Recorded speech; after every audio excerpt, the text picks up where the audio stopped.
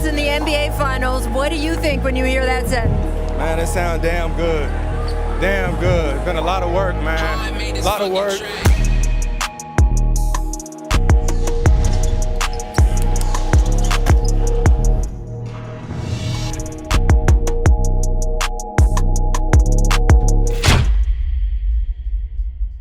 You know, I always say when people ask me about Chris, it's more, you know, how he handles himself off the court. You know, seeing his routine, seeing how he goes about his business, seeing how he takes care of his body. So, you know, he's been in this thing for a really long time. He's done a lot of things that, you know, all of us want to reach. You know, so to have him in the backcourt with me, have him on the day-to-day basis on the planes, picking his brain, and just being a sponge to him, honestly, you know, has helped my game tremendously.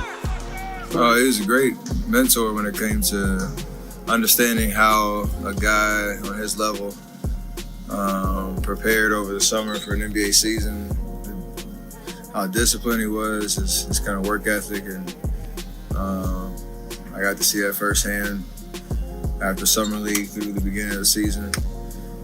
And obviously got a Carolina connection, but you know, he kind of just, I guess, demonstrated firsthand what it takes to be great in this league, and it was a nice little eye-opener for me that summer. Work out with him, compete against him, take that confidence I had into my rookie year, and get off on a good foot. He has his way about himself. What is that way? You know, it's, you know, I'm Chris Paul. You know, give me the ball. I'm gonna dribble. Might pass. If it looks good, or, you know, I'll shoot. Chris is a fantastic player. I mean, they've made a great addition. Chris is a great floor general. I'm sure they'll get after it defensively as well. You know, there'll be a lot of energy behind them. I'm sure they'll do more than well. There's people say, oh, the Clippers are more exciting now. I agree. Are you being sarcastic? No, I agree. I definitely go watch them. You know, Chris is vastly entertaining. For sure, I definitely check them out. This dude is a winner. Like, winner. And it's really good to see, because he gets a bad rap, you know, that he's a bad person or a bad teammate. And I tell people, like, CP is kind of an acquired taste from a standpoint of he's a throwback point guard when it comes to getting his point across. He's one of those 80s or 90s guys. If he has to cuss, he'll do it, whatever the situation may be. And these guys today kind of need to be pampered with the message. Like, CP wasn't that kind of guy, you know what I mean? But outside of, as far as a fucking soldier that you would take to war, that plays on one leg, plays with beat up fingers, wrists, elbows, shoulders. And the one thing I respect about CP the most too was point guards used to run from the point guard matchup sometimes, and CP never ran from his matchup. And even sometimes I remember, like, yo, let me guard KD. I'm like, this motherfucker's a foot and a half taller than me. What are you talking? You know what I mean? But like, CP was just a dog. So I mean, it's amazing to see putting Chris in that position when it's done for Booker's career, Ayton's career.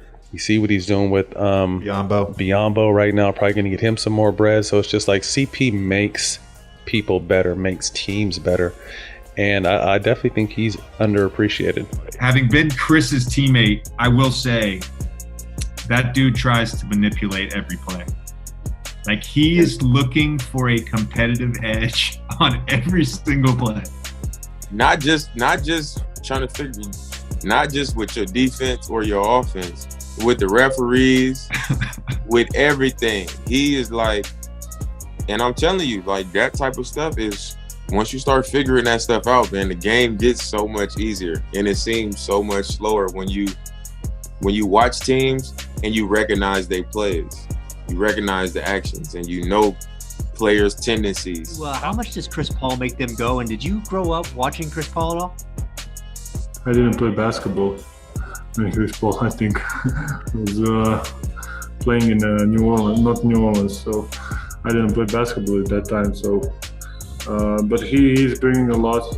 Actually, I met on the All-Star.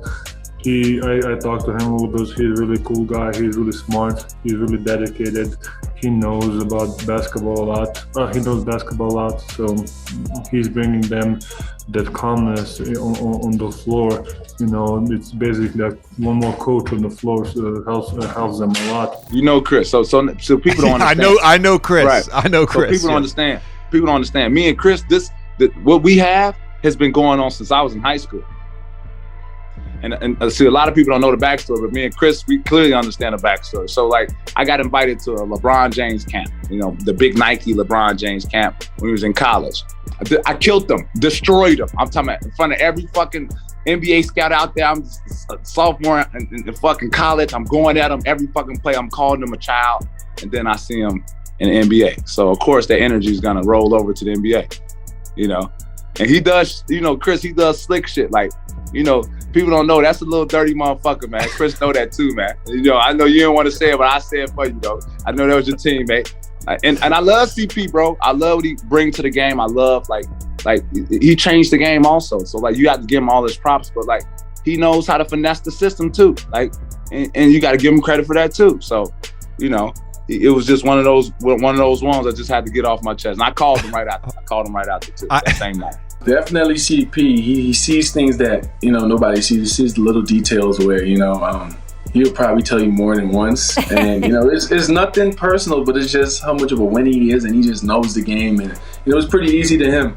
And, you know, you'll probably hear your name probably a good 3 or 4 times, you know, right. But it's nothing personal. It's just, you know, he just wants to win and he wants the best for you. So, you know, I enjoy it, and I'm really honored to even have a guy like him on my team, you know, helping me out and just, you know, being a part of his legacy. It's amazing. I think I already knew this, but just how, you know, I think everybody knows this, how smart and just detailed of a basketball player Chris is. Obviously, he's a really good passer, can shoot the ball at a high level, but his detail and just the way he thinks the game is on another level.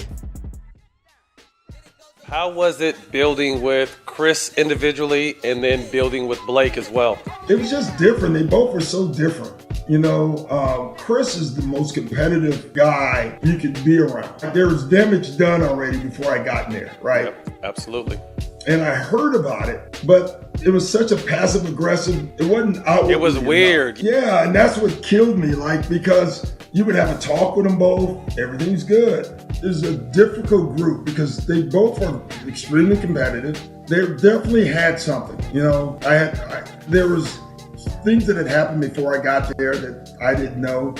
And my job was to come in and try to get them to see past themselves. And then after that, it was watching film, not to see what I did good, but watching film to see like what I could take advantage of. And once I started doing that, I think that's when I really took off. When I started, even when I watch games on TV now, I just notice every little thing that I can take advantage of that don't take no speed, it don't take no talent or nothing. It's just like, how can I, and now it makes more sense to me how Chris Paul has been so good for so long, because all he do is manipulate everything to take advantage of something that he saw. And he called his play because he knows this team is going to react like this. And once I started figuring that stuff out, I was like, I got it. I got it. You know, everybody in the league knows end of the first, second, third quarter, whatever. If you got the ball with 40 seconds, you roughly want to shoot it around 30, 35, get a good shot so you can get the ball back. I had never heard of a 3 for 2. And the person I learned that from was Chris Paul. Like, I learned that from hearing him say it. I was like, what the hell is a 3 for 2? He was like, basically you shoot it at 105, right? 105, 103. So then you get the ball back 2 more times. Like, he was like, I literally asked him after the game, while, you know, you say what's up before you go to the locker room. And it's things like that. It's so valuable because Chris Paul is one of the smartest players, right? Somebody that, like, you would love to have in your team, and I absolutely hate playing against. I hate playing against Chris. But it was like, I just remember asking him that after the game. After I was like, damn, like, he really has this figured out. So having to guard TP, I learned so much from having to guard him. You know, you can watch film as many times as you want, but it's one thing to watch it over and over, but you got to experience it at some point. You got to go through it. So, you know, as much as I want to send him right, he's going to come left off the pick and roll, and somehow he's going to get back to the left hand. So that was more of a learning experience with CP because I had been playing with him all summer, so the awe kind of wore out after the first time he kicked my ass in the workout where he had 5 straight points. without dribbling the ball from the elbow against me and Luke. Yeah. So like that was kind of like that all moment. That moment I was like, I don't know if I'm ready to be in the NBA. This is before the draft. Yeah. Yeah. I was like, I don't know if I should be in the NBA draft because like he didn't take a dribble. He's scoring five straight points. I think you know what you're getting every night with CP. I mean, he wants to win at all costs. And he's going to go out and he's going to do everything possible to get that win. The toughest thing, I mean, like all good players, he demands a lot out of his teammates. And I don't know if that's necessarily a tough thing. I think it's a great thing. You got to be built for it, though. Yeah, you definitely have to be built for it. You have to want the same thing. I mean, you have to want to win every night. You have to want to play at a certain level. You know, when you talk about Chris Paul, you have to give credit to his teammates as well. Because I know this about Chris Paul. He is not an easy dude in terms of, I'm going to let you get away with this and I'm not going to say shit. And that can be tough in today's world, not just the NBA. Like, Chris Paul is cut from that cloth. He will MF you like until you get right and hold you accountable. And not everyone can deal with an on-court leader like that. Who's today's John Stockton? I would put Chris Paul in that conversation. I know they play differently and they look different, and Chris is much bigger, but John was one of the strongest guards in the league. I don't know if you guys felt that. I got hit by one of them screens. Yeah, he would. but the toughness, the competitiveness, I see a lot of that in Chris Paul, and the point guard mentality. What's happened today, you guys know, but point guards are more looking to score. You got guys who really want to score. John was always looking to pass. I always feel like Chris Paul can score whenever he wants, but he's got a kind of an old school point guard mentality. And he just says whatever. He just throws the ball, and I'm like, come on. Yelling at the refs. Yeah. He's doing his little sweep through on the left. I said there's gonna be a day where I get you a technical foul. It's gonna be a day, and that'll be the happiest day of my NBA career. I can hear him yelling like, watch the hand back, watch this, it's coming for him, it's coming for him. And he always tells us when you see a lineup and you see like, you look at a lineup and you're like, who do you think they're about to go to this whole 3 minutes right now?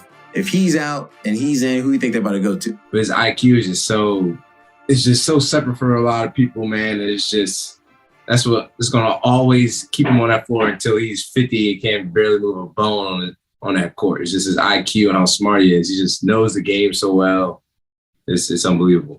He's definitely showing me different ways how to get to the basket easily, how much of a threat I am to the basket when it's in a pick and roll.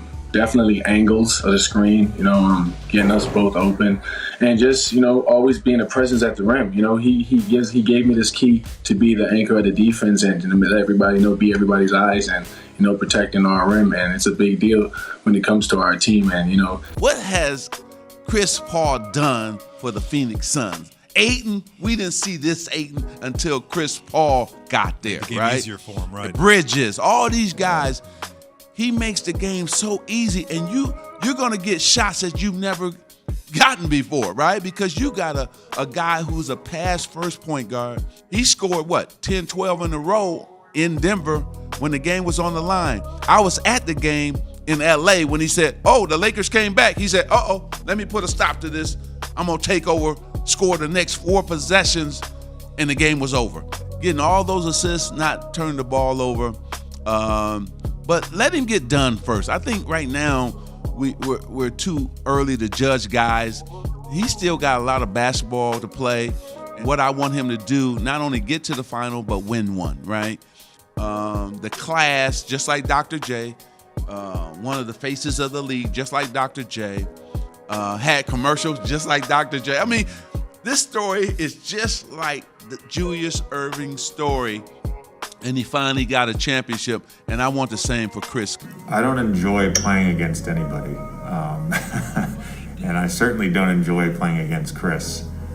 He was a great teammate, and really brought out the best in me and all of us in LA, and he's done that throughout his career. But as an opponent, he tends, I said this to someone yesterday, but he tends to squeeze the juice out of every possession. And it it's hard to play against because he's so smart and he's able to manipulate the game in so many ways, and he's obviously very talented as well. Answer a question for me and Kenny. We got a little argument. When CP3 broke away on that layup late in the game, can he still dunk? That's why I got on him. I don't know if he can dunk off one leg. He can for sure dunk, though. He can for sure dunk. But I went to him right after that play. I told him, you got to get on the rim, bro. You got to get on the rim one time for us. Chris, what did you think when people said you were done a couple years ago? It was cool. I know me, hard work. That's the thing. When you're competitive, you always got to bet on yourself. I think Fred VanVleet say that all the time. Isaiah Thomas always saying slow grind. It's all about the work that you do when people don't see you.